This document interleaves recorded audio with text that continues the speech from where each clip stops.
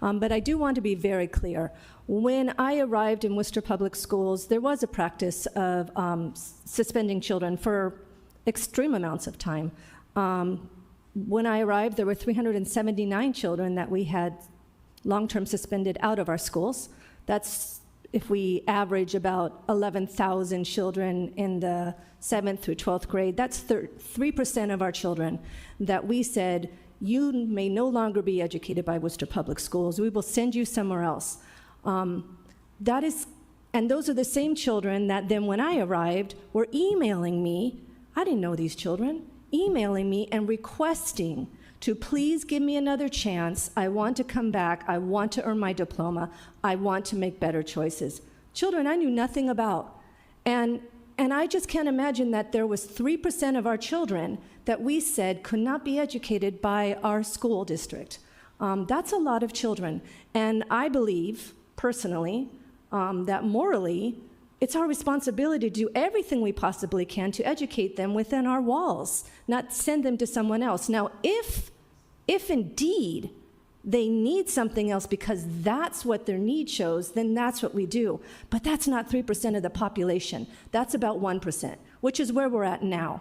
So it is very much the responsibility of the educators. It's our moral responsibility to make sure that we are meeting the needs of our children.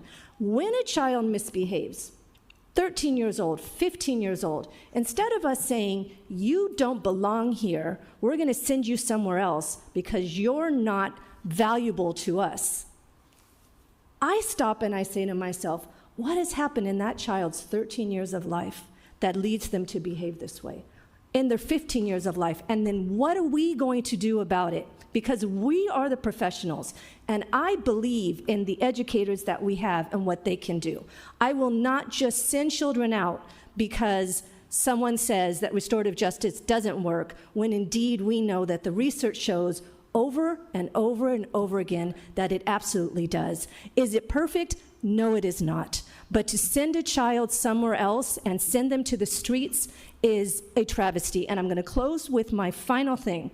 Within my first month of being the superintendent here, I had to attend a funeral. I had to attend a memorial of a group of children that were 13 years old, 15 years old, who we had said, you don't get to be with your peers. We're sending you off into an alternative setting. And one of those children died. And other children in that car have permanent damage. And you know what is the most amazing part of it? The individual who pulled the children out of the car and saved their lives was another child that we had sent to an alternative setting when they were much younger. That child is a young adult now. That child can't get himself on track. I have reached out to him multiple times. But yet, he was the one person who saved these children. I can't be a superintendent who says that one child's life is more important than another. We are implementing the policies here. Children make mistakes. We are disciplining them for their mistakes. We are suspending children appropriately. We are taking children and doing what we need to do with them. But I will not be a superintendent that throws children away, not one single child. With that, I'm going to have the team respond to what Desi has shared.